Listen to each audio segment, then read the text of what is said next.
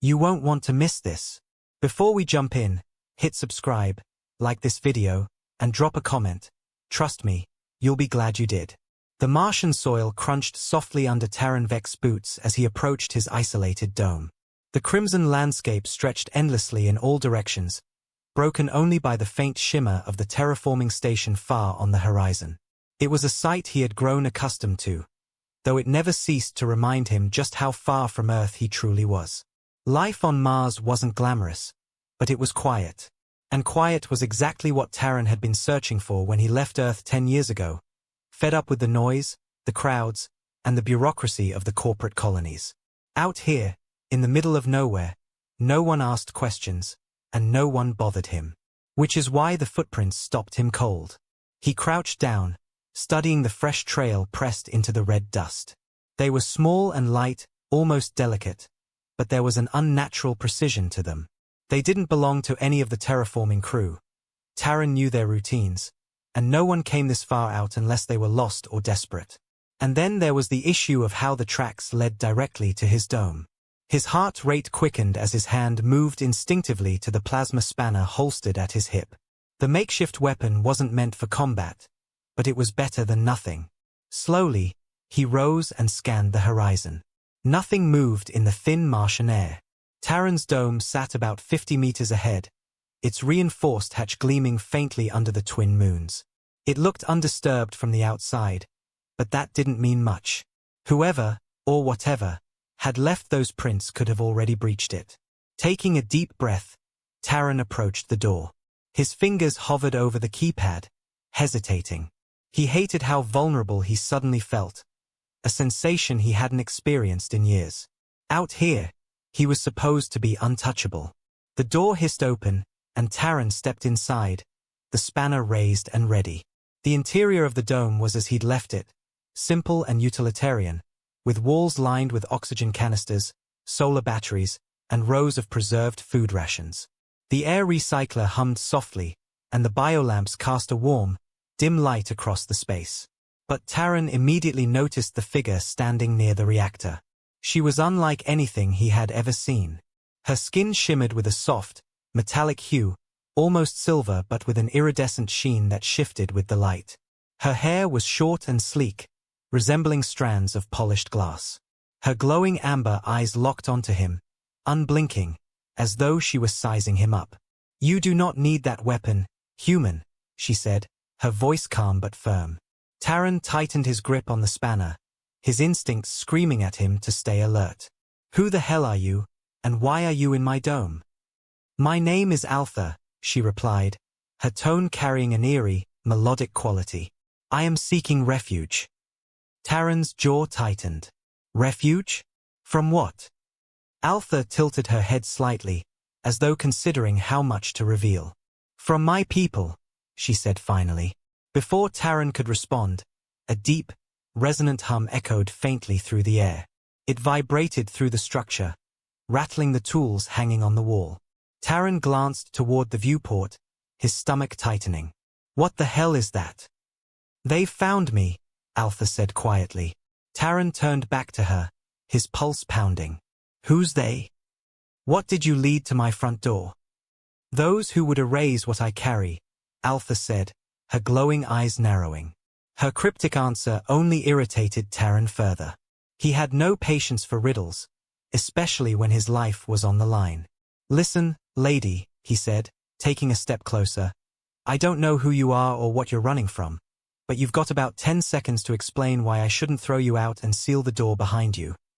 Alpha's expression remained calm, but there was a flicker of urgency in her gaze. "If you do that, you will die," she said simply. Taran bristled. "Is that a threat?" "No," Alpha replied. "It is a fact. If you want to live, you'll listen to me." The hum outside grew louder, more distinct. It was accompanied by sharp, mechanical clicks, like the sound of claws scraping against metal. Taran's knuckles whitened around the spanner. He had always considered himself good at reading people, or aliens, in this case, and despite her strange appearance, Alpha didn't strike him as hostile. But whatever was out there certainly did. "You've got 2 minutes, Taran said, gesturing for her to talk. Alpha nodded, raising a small crystalline device in her hand. It pulsed faintly, emitting a soft glow. "My people sent hunters to retrieve me," she began. "They are not here to negotiate. They will kill anyone who gets in their way." "And why are they after you?" Taran asked. "I carry knowledge they wish to suppress," Alpha said, her voice steady but edged with bitterness. "A creation meant to control populations, a virus engineered to target the weak and vulnerable while leaving the strong unaffected. It spreads silently, disguised as a natural illness, but it is anything but." Taran stared at her, the weight of her words sinking in. "You're telling me your people are wiping out their own population? On purpose?" "Yes," Alpha said. "It is efficient. It ensures societal stability without the need for overt conflict." "And you're running because?" Alpha's gaze hardened. "Because I helped create it. And now I am trying to destroy it." Taran let out a bitter laugh, shaking his head. "You're kidding me. You're telling me you're some kind of alien bioterrorist with a guilty conscience, and now I'm supposed to stick my neck out for you." "I was a scientist," Alpha said sharply. "I believed I was working on advancements to improve health and longevity. By the time I realized the truth, the virus was already in use." She hesitated, her glowing eyes lowering. "I took the last viable sample and ran. Without it, they cannot produce more." Taran clenched his jaw, glancing toward the viewport. The dark shapes outside were growing closer, their forms obscured by the Martian dust storm. "And now they're here to clean up the mess," he muttered. Alpha nodded. "If they retrieve the virus, they will deploy it on every colony in this system. Millions will die without ever knowing why." Taran exhaled slowly, his mind racing. He had no love for the corporate overlords of the colonies, but innocent people didn't deserve to be wiped out in some alien scheme. "You're asking me to trust you," he said finally. "Yes," Alpha replied. "Why should I?" Alpha met his gaze, her expression unwavering. "Because if you don't, you'll die anyway. And so will everyone else." The hum outside deepened, and Taran knew they were out of time. He made his decision. "Grab whatever you need," he said, slinging his emergency pack over his shoulder. "We're leaving." A flicker of surprise crossed Alpha's face, but she quickly nodded, following him to the rear airlock. As they stepped out into the Martian night, the hunt began. The biting Martian wind lashed against Taran, Vex, and Alpha as they emerged from the dome. The airlock sealed behind them with a metallic hiss, muffling the hum of the intruders now closing in. Taran adjusted his visor, his breath fogging slightly against the interior of his helmet. Beside him, Alpha moved with an eerie grace, her glowing amber eyes scanning the horizon with a precision that made him uneasy. "We need to head for the ravine," Alpha said, her voice calm despite the growing danger.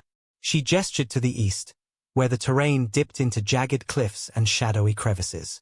"The terrain there will make it harder for them to track us." Taran scowled. "You mean harder for me? I don't have your fancy alien agility." Alpha turned to him, her metallic features unreadable. "Would you prefer to stand here and argue while they arrive?" A low, guttural growl resonated through the air, sending a shiver down Taran's spine. It wasn't the wind. Whatever was hunting Alpha was getting closer, and it didn't sound friendly. "Fine," Taran muttered, gripping the plasma spanner tighter.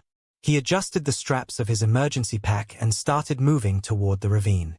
The terrain was uneven, the red dust shifting beneath his boots as he pushed forward. Alpha followed, her steps light and deliberate, as if the ground barely registered her presence. Behind them, the hum grew louder, punctuated by the metallic clatter of the hunter's limbs against the rocky surface. Taran risked a glance over his shoulder and caught a glimpse of the figures emerging from the dust storm. They were insectoid in design, their sleek, silver bodies reflecting the faint light of Mars's twin moons. Multiple legs carried them with terrifying speed, and their glowing red eyes locked onto their prey with unrelenting focus. "They are faster than us," Taran said through gritted teeth, his heart pounding. "If you've got a trick up your sleeve, now's the time to use it." Alpha raised her crystalline device, which pulsed faintly in her hand. I can disable one or two of them, but the energy source is limited. If I use it now, it won't last long enough to protect us later. Taran let out a bitter laugh. Great. A secret alien gadget with a battery problem. Just my luck. The first of the hunters closed the distance, its spindly legs moving with terrifying precision. It leapt toward them, its razor-sharp appendages glinting in the moonlight. Taran barely had time to react, raising his spanner in a desperate attempt to block the attack. The creature's claw struck the tool with a deafening clang, sending vibrations up his arm. Move! Altha shouted, shoving him aside. She thrust the crystalline device forward, and a blinding arc of light erupted from it, striking the hunter square in the chest. The creature let out a mechanical shriek as its body convulsed, then collapsed into a heap of sparking metal. Taran scrambled to his feet, staring at the fallen hunter. What the hell was that? Electromagnetic pulse, Altha said curtly, already moving again. It disrupts their systems temporarily. But there are more coming. No kidding, Taran muttered, glancing back at the remaining hunters. 2 more had emerged from the storm, their movements faster and more coordinated than the first. They spread out, flanking the pair as they neared the edge of the ravine. Taran's breath came in short gasps as the ground sloped downward. The terrain grew more treacherous, littered with jagged rocks and loose gravel. His boots slipped several times, but he managed to keep his balance. Altha, by contrast, navigated the descent effortlessly, her inhuman reflexes allowing her to leap over obstacles with ease. Not all of us are built for this. Taran shouted, nearly tripping over a protruding rock. Altha glanced back at him, her expression neutral. You're doing fine. Just don't stop moving. The ravine loomed ahead, its shadows deep and foreboding. Taran hesitated for a moment, his survival instincts screaming at him to avoid confined spaces. But the alternative, facing the hunters in open terrain, was far worse. This had better work, he muttered, following Altha into the darkness. The air grew colder as they descended into the ravine. The walls closed in around them, towering cliffs of rust-colored rock that blocked out most of the moonlight. Taran activated the small flashlight mounted on his helmet, casting a narrow beam of light ahead. Altha didn't seem to need it. Her glowing eyes illuminated the path like twin lanterns. The hum of the hunters grew fainter, but Taran knew better than to think they'd given up. How long until they catch up? He asked, his voice echoing slightly off the canyon walls. Not long, Altha replied. They're not designed to navigate complex terrain, but they'll adapt quickly. We need to keep moving. Terrific, Taran said dryly. Any other bright ideas? Altha paused, scanning the ravine with a focused intensity.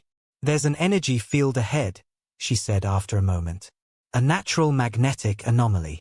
If we can reach it, it may interfere with their tracking systems. And you couldn't have mentioned this sooner. Taran said, his frustration mounting. I wasn't certain it was still active, Altha replied, already moving again. Now I am. Taran followed, his muscles aching from the constant strain. The ravine twisted and turned, its narrow passages forcing them to squeeze through tight spaces and climb over boulders. The walls seemed to close in tighter with each step, and Taran's claustrophobia threatened to overwhelm him. Is this anomaly thing going to fry us, too? He asked, trying to keep his voice steady. No, Altha said. It's harmless to organic life. Great. Because trusting you has worked out so well so far. Altha didn't respond, her attention focused entirely on their surroundings. Taran couldn't tell if she was ignoring him or simply didn't care about his complaints. Either way, he didn't have the energy to argue. The faint hum of the hunters returned, louder and more menacing than before. Taran glanced over his shoulder and spotted the red glow of their eyes cutting through the darkness. They were gaining on them. We're out of time, he shouted. Altha stopped abruptly, holding up a hand. This is it, she said, gesturing to a narrow crevice in the rock wall. The entrance was barely wide enough for a person to squeeze through, and faint arcs of energy danced along the edges like miniature lightning strikes. You want us to go in there? Taran asked incredulously. It's the only way, Alpha said. The field will disrupt their systems, but we need to be inside it for it to work. Taran hesitated, his instincts screaming at him to turn back. But the sound of the hunter's claws scraping against the rocks made the decision for him. Gritting his teeth, he forced himself into the crevice, the energy field crackling against his suit as he passed through. The space beyond was narrow and suffocating, but it opened into a small cavern filled with shimmering light. The walls were lined with crystalline formations that pulsed faintly, casting an ethereal glow over the space. Taran stared in awe, momentarily forgetting the danger they were in. Alpha moved to the center of the cavern, her crystalline device glowing brighter than before. "Stay close to the walls," she instructed. "The field is strongest there." Taran did as he was told, pressing his back against the cool rock. The hunters appeared moments later, their movements hesitant as they approached the entrance. The energy field crackled violently, and the first hunter to step through convulsed before collapsing in a heap. The others hesitated, their glowing eyes flickering as they calculated the risk. "They won't stay out forever," Alpha said, her voice low. "We need to find another way out before they adapt." Taran let out a bitter laugh. "Of course we do. Because nothing's ever simple." The hunters began testing the field, their claws reaching through the crackling barrier. Taran knew their time was running out. The crystalline cavern seemed to breathe with energy, its walls pulsing faintly as Taran Vex pressed himself against them. His breathing was shallow, his eyes darting between Alpha and the alien hunters testing the energy field at the crevice's entrance. The shimmering light of the anomaly played strange tricks on his vision, casting fractured shadows and reflecting faintly off Alpha's metallic skin. "They're getting bolder," Taran muttered, watching as one of the insectoid hunters thrust a claw into the field. The energy crackled violently, sending sparks flying, but the hunter didn't recoil. Instead, it adjusted, pulling its limb back as if analyzing the reaction. "They're learning," Alpha said, her glowing eyes narrowing. She raised the crystalline device in her hand, its pulse quickening. "The field won't hold them for long." "No kidding," Taran said, gripping his plasma spanner. "Got a plan? Or are we just sitting ducks here?" Alpha scanned the cavern with precision, her gaze settling on a narrow passage at the far end. It was almost completely hidden behind a cluster of crystalline formations, their jagged edges refracting the light in every direction. "That passage leads deeper into the ravine," she said. "If we can reach it, we might lose them." "Might?" Taran raised an eyebrow. Not exactly a comforting word. Before Alpha could respond, one of the hunters made a calculated move, forcing its way partially through the energy field. Its metallic body shuddered as the field arced violently, but it didn't stop. A second hunter followed, its adaptive systems compensating faster. "They are breaching!" Taran shouted, gripping his spanner tightly. Alpha stepped forward, her device emitting a piercing hum as she unleashed another electromagnetic pulse. The first hunter convulsed, its limbs locking up as it collapsed to the cavern floor. The second hesitated briefly but pressed forward, its glowing red eyes fixed on them. "They're more resistant now," Alpha said, her voice tense. "The pulses are losing effectiveness." Taran let out a frustrated growl. "Great. So, what's next on the alien gadget playlist?" Alpha ignored him, her focus shifting to the crystalline formations around them. She placed a hand on one of the larger clusters, closing her eyes briefly as if listening to something only she could hear. "These crystals resonate with the field," she said, her voice distant. "We can amplify the energy, create a temporary burst strong enough to incapacitate them all." Taran frowned, glancing at the hunters closing in. "Sounds great. What's the catch?" Alpha turned to him, her expression grim. "It will destabilize the field entirely. Once the burst is released, the anomaly will collapse, and they'll be able to follow us unimpeded." Taran swore under his breath. "So we trade a small problem for a bigger one. Fantastic. Do you have a better idea?" Alpha asked sharply. Taran stared at her for a moment, then shook his head. "Do it." Alpha's fingers moved deftly over the crystalline device, its glow intensifying as the formations around them began to vibrate. The pulsing light grew faster, the air thick with an electric charge that made the hairs on Taran's arms stand on end. "Get ready to run," Altha said, her voice steady despite the chaos. "Don't have to tell me twice," Taran muttered, adjusting his pack and gripping his spanner. The energy burst erupted like a thunderclap, a wave of blinding light and sound that sent Taran stumbling backward. The hunters froze mid-step, their bodies convulsing violently as the amplified field overwhelmed their systems. One by one, they collapsed, their limbs twitching as sparks flew from their bodies. "Go!" Altha shouted, already moving toward the hidden passage.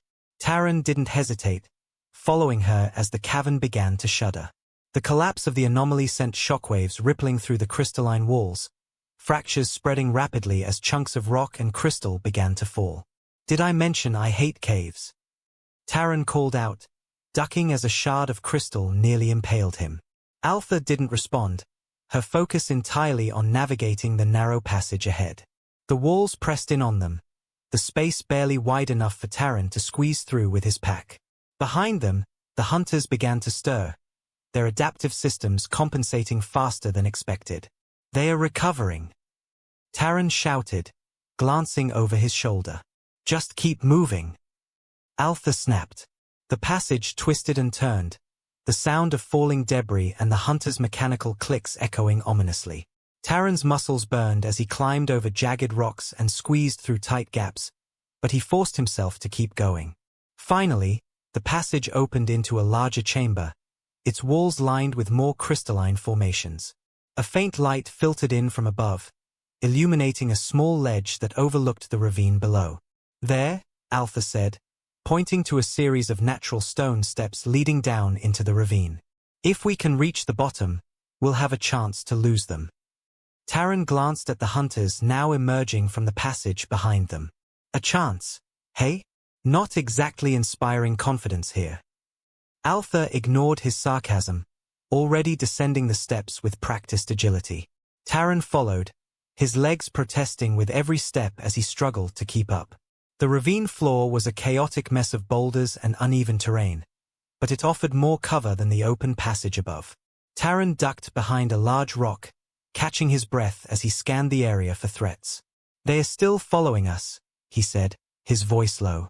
Altha crouched beside him, her crystalline device flickering faintly. The burst drained most of its power. "I won't be able to use it again for a while." "Of course not," Taran muttered. "That would be too easy." The hunters were moving cautiously now, their adaptive systems compensating for the terrain. They spread out, their glowing red eyes scanning the ravine with unrelenting focus.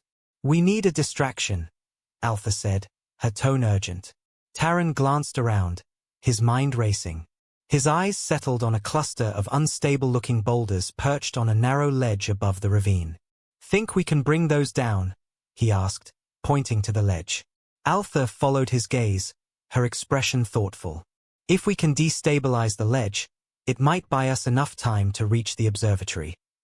"Big if," Taran said, pulling a small explosive charge from his emergency pack. "Good thing I came prepared." Altha arched an eyebrow. "You carry explosives in your pack?" "Never know when you'll need to blow something up," Taran said with a smirk. "Now cover me." He sprinted toward the base of the ledge, his heart pounding as he set the charge against the rock. The hunters spotted him immediately, their glowing eyes narrowing as they closed in. Now would be a good time to shoot something. Taran shouted over his shoulder. Altha raised her crystalline device, firing precise electromagnetic pulses that forced the hunters to scatter. It wasn't enough to stop them, but it slowed their advance just long enough for Taran to set the timer on the charge. "Done!" he yelled, sprinting back toward cover. The explosion rocked the ravine, sending a cascade of boulders crashing down onto the hunters. Dust and debris filled the air, obscuring their view as the ground shook beneath their feet. "Move!" Altha shouted, grabbing Taran's arm and pulling him toward the opposite end of the ravine. As the dust settled, Taran glanced back and saw the pile of rubble blocking the hunters' path. It wouldn't stop them forever, but it was enough for now. "We're not out of this yet," Alpha said, her voice steady despite the chaos. No kidding, Taran replied, his adrenaline still pumping. Lead the way, Silver. Without another word, they disappeared into the shadows of the ravine, the faint hum of the hunters still echoing in the distance. The chase was far from over. Taran's legs burned as he scrambled up the rocky incline, every step a struggle against the Martian gravity and his own exhaustion. Behind him, Alpha moved with the same fluid precision she'd demonstrated from the start, her metallic skin reflecting the faint light of Mars's twin moons. The hunters were still somewhere in the distance, their red eyes glowing faintly through the dust-filled ravine below. How far is this observatory? Taran panted, wiping sweat from his brow. Close, Alpha replied without looking back. It's just beyond the next ridge. The terrain should slow them further. Taran grunted. You keep saying that, but they keep catching up. Alpha didn't respond. She was focused, her glowing amber eyes scanning the path ahead for potential obstacles, or ambushes. The observatory came into view moments later, its skeletal structure looming like a ghost against the Martian horizon. Long abandoned, it was a relic of Mars' early colonization efforts, its antennae rusted and broken. Despite its age, Alpha seemed confident it could still serve their needs. This is it? Taran asked, eyeing the structure with a mix of skepticism and relief. Yes, Alpha said, already moving toward the entrance. The observatory's interior was a mess of debris and rusted machinery, its walls lined with shattered monitors and exposed wiring. Alpha wasted no time, heading straight for the central console. Her crystalline device hummed faintly as she connected it to the ancient equipment. What are you doing? Taran asked, setting down his pack and checking his plasma spanner. Uploading the virus's data, Alpha replied. Once the transmission begins, every colony within the system will receive the full schematics of the weapon and its intended use. There will be no way for the Yalriks to hide their actions. Taran frowned. And you think that'll stop them? Exposing the truth doesn't guarantee they'll back off. If anything, it might make them more desperate. It's a risk we have to take, Alpha said, her voice calm but resolute. If the colonies know what's coming, they can prepare. Without this information, they'll be defenseless. Taran sighed, running a hand through his sweat-soaked hair. And what happens to us? You really think they'll just let us walk away after this? Alpha didn't answer immediately. Her fingers moved deftly over the controls, her focus unwavering. No, she said finally. They won't. Taran cursed under his breath. Great. So this is a suicide mission. It doesn't have to be, Alpha said, glancing at him. If we can disable their command unit, they'll lose cohesion. Their hunters rely on centralized processing to coordinate. Without it, they'll be significantly weaker. And where's this command unit? Taran asked. Alpha hesitated.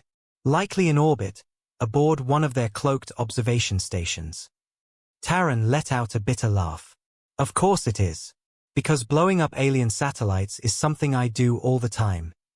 Before Alpha could respond, a faint hum filled the air, growing steadily louder. Taran's heart sank as the familiar red glow of the hunter's eyes appeared outside the shattered windows of the observatory. They are here, he said grimly, gripping his spanner. Alpha remained calm, her device glowing brighter as the transmission began. I need 5 minutes to complete the upload, she said. Can you hold them off? Taran gave her a sharp look. 5 minutes? Are you kidding me? It's the minimum window for system-wide transmission, Alpha said. Taran shook his head, muttering a string of curses. Fine. But if I die, I'm haunting you. He moved to the front of the observatory, positioning himself behind a rusted console for cover. The first hunter appeared moments later, its insectoid body shimmering faintly as it stepped through the jagged remains of the doorway. Taran didn't hesitate. He fired a blast from his spanner, the energy bolt striking the hunter square in the chest. The creature stumbled but didn't fall. Its adaptive systems compensated almost instantly, and it lunged toward him with razor-sharp claws. Taran dove to the side, narrowly avoiding the attack. He fired again, this time aiming for the creature's legs. The shot connected, severing one of its limbs and sending it crashing to the ground. "Not so tough now, are you?" Taran muttered, ducking as another hunter fired an energy blast in his direction.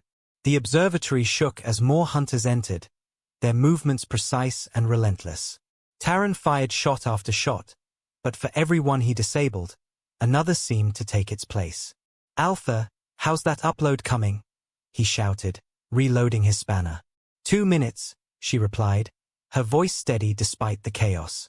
2 minutes? I don't have 2 minutes. Taran shouted, firing at another hunter. One of the creatures managed to flank him, its claws slicing through the console he was using for cover. Taran barely had time to react, rolling out of the way as the hunter's next strike came dangerously close to his head. "Any time now, Alpha," he yelled. The crystalline device emitted a sharp hum, and Alpha's voice rose above the noise. "It's done." Taran didn't have time to celebrate. The remaining hunters began moving with increased urgency, their glowing eyes locking onto Alpha as if they knew she was the source of the transmission. "They are targeting you," Taran shouted, rushing to her side. Alpha's fingers flew over the controls as she initiated the final sequence. "We need to leave," she said, her voice calm but firm. Taran glanced at the incoming hunters. "Yeah, no kidding. Got any bright ideas?" Alpha pointed to a hatch on the far side of the room. "There's an emergency escape route below. It leads to a tunnel network that should take us to the surface." "Should?" Taran repeated, glaring at her. "We don't have time for alternatives," Alpha said, already moving toward the hatch. Taran followed, firing one last shot at the advancing hunters before diving through the hatch. The tunnel below was narrow and dark, its walls lined with rusted pipes and exposed wiring. "Keep moving," Alpha said, her voice echoing through the tunnel.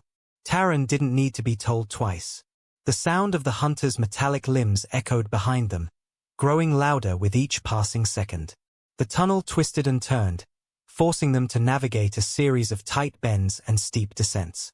Taran's muscles screamed in protest, but he pushed through, adrenaline keeping him going. Finally, they emerged onto the surface, the Martian sky stretching out above them. The faint glow of the observatory could be seen in the distance, its antennae sparking as the hunters continued their pursuit. "We can't stop here," Alpha said, her voice urgent. "They'll follow us to the ends of the planet if they have to." Taran glanced at her, his chest heaving. "So what do we do?" Alpha hesitated, then raised her crystalline device. "We disable their command unit. It's the only way to stop them." Taran stared at her, his mind racing. "You're serious?" "Yes," Alpha said. "If we don't, they'll hunt us, and everyone else in this system, forever." Taran let out a long breath, then nodded. "All right, let's finish this." Together, they disappeared into the Martian wilderness, the distant hum of the hunters fading behind them.